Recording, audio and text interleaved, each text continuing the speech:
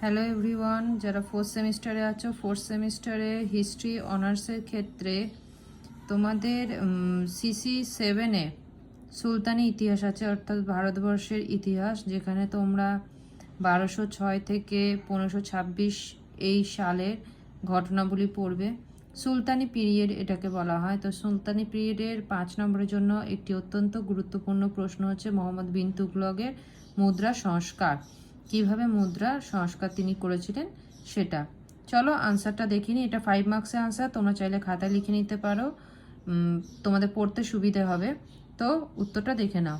গিয়াসউদ্দিন তুগলকের মৃত্যুর পরে দিল্লির সুলতানি সিংহাসন আরোহণ করেছিলেন তার পুত্র জুনা খাঁ, যিনি মোহাম্মদ বিন তুগলক বা মোহাম্মদ তুগলক বা মোহাম্মদ শাহ ইত্যাদি নামেও উল্লেখিত হয়েছেন। মধ্যযুগ থেকে আজও তার চরিত্র এবং পরিকল্পনা সম্পর্কে নিরন্তর বিতর্ক চলে আসছে।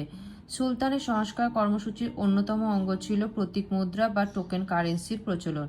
1329 থেকে 30 খ্রিস্টাব্দে চালু হওয়া এই ধরনের মুদ্রা সর্বশেষ তারিখ 1331-32 খ্রিস্টাব্দ। মুঘল শাসক কুবলাই খান তার রাজত্বের প্রথম বর্ষে অর্থাৎ 1260 খ্রিস্টাব্দে কাগজি নোট প্রচলন করেছিলেন। একজন ইরানি শাসক কাইকোটু চেন নামে এক ধরনের কাগজি নোট প্রচলন করলেও নানাভাবে সমস্যার সম্মুখীন হয়েছেন। বারানি মোহাম্মদ বিন তুগলকের প্রতীক মুদ্রা প্রচলনের পটভূমি হিসেবে এই ধরনের তথ্য দিয়েছেন। ত্রয়োদশ শতকে চীনেও প্রতীক মুদ্রার প্রচলন করা হয়েছিল, সুতরাং প্রতীক মুদ্রা নতুন কিছু ছিল না। সুলতানের নতুন মুদ্রায় ব্যবহৃত নেক্সট প্যারাগ্রাফ।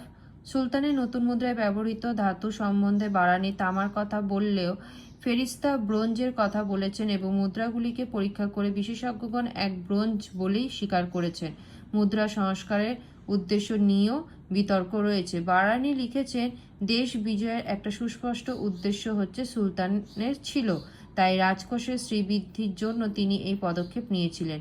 অন্যদিকে তিনি আবার বলছেন, ক্রমাগত দান কার্য এবং অনিয়ন্ত্রিত খরচের ফলে রাজকোষের যে শূন্যতা তা দূর করার জন্য সুলতান প্রতীক মুদ্রা চালু করেন।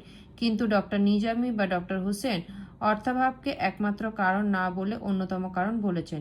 রাজকোষ শূন্য ছিল এ কথা বলা যায় না। মুদ্রা বিশারদ নেলসন রাইটের মতানুসারে আধুনিক ঐতিহাসিকগণ মনে করেন চতুর্থ শতকে বিশ্বব্যাপী রৌপ্য সংকট দেখা দিয়েছিল। তারই স্থায়ী সমাধানের জন্য সুলতান এই মুদ্রা প্রবর্তনের উদ্যোগী হন। সহজলভ্য ধাতু দ্বারা মুদ্রা তৈরির ফলে দেশে জাল মুদ্রায় ছেয়ে যায়। সাধারণ মানুষ সরকারি রাজস্ব প্রদানের কাজে কেবল ব্রোঞ্জ মুদ্রা ব্যবহার করতে থাকেন, ফলে সরকারি কোষাগারের উপর আমদানি শূন্য হয়ে যায়। বিদেশি বণিকরা শুল্ক দেওয়া বা কেনাকাটার সময় ব্রোঞ্জ এবং বিক্রির সময় সোনা বা রূপোর ব্যবহার করতে থাকে। সুলতান তার মুদ্রা ব্যবস্থার করুণ পরিণতি লক্ষ্য করে 3 বছরের মধ্যে ব্রোঞ্জ মুদ্রা প্রত্যাহার করে নেন। মোহাম্মদ হাবিব বলেন যে আসলে অনেক ক্ষেত্রে সাধারণ মানুষ সুলতানের দ্বারা প্রবর্তিত নতুন মুদ্রাগুলির বৈশিষ্ট্য সম্বন্ধে অজ্ঞ থাকায় সেগুলি চিনতে না পেরেও ঠকেছিলেন। নেক্সট এবং লাস্ট প্যারাগ্রাফ। এডওয়ার্ড টমাস মনে করেন যে অর্থনৈতিক পরিকল্পনা হিসেবে প্রতীক মুদ্রার প্রচলন অন্যায্য ছিল না। ডক্টর হোসেনের মতেন এই ব্যবস্থা সার্বিকভাবে ছিল quite good and statesman like.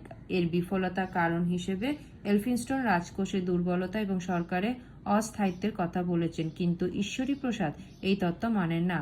Edward টমাসের মতে সরকারি টাকশালে দক্ষ কারিগরদের দ্বারা এই ধরনের যন্ত্রে মুদ্রা তৈরি হতো, প্রভেদ ধারার মতো কোনো ব্যবস্থা ছিল না।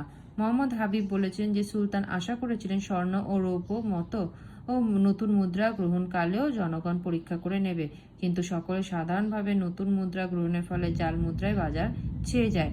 উলসি হেগের মতে নতুন মুদ্রা প্রচলনের নীতি বা পদ্ধতি সম্বন্ধে সুলতানের কোনো ধারণাই ছিল না। রমেশচন্দ্র মজুমদার মনে করেন কেবল তত্ত্বগত দিক নয়, এর প্রায়োগিক দিক সম্বন্ধেও উদ্ভাবকের সচেতন থাকা উচিত ছিল। সতীশচন্দ্রের মতে এই পরিকল্পনা সফল হলে রৌপ্য সংকটের যুগে বাণিজ্যের যথেষ্ট উন্নতির সম্ভাবনা ছিল। যদি ভিডিওটি ভালো লেগে থাকে তাহলে বন্ধুদের মধ্যে শেয়ার করে দিও এবং সাবস্ক্রাইব করে দিও চ্যানেলটিকে। আর তোমাদের কোনো প্রশ্নের যদি প্রয়োজন হয় তাহলে আমাকে নিশ্চয়ই কমেন্ট বক্সে তোমরা জানাতে পারো। আমি কিন্তু আমার চেষ্টা করব যথাযথ তোমাদেরকে উত্তরটা তাড়াতাড়ি করে দেওয়ার।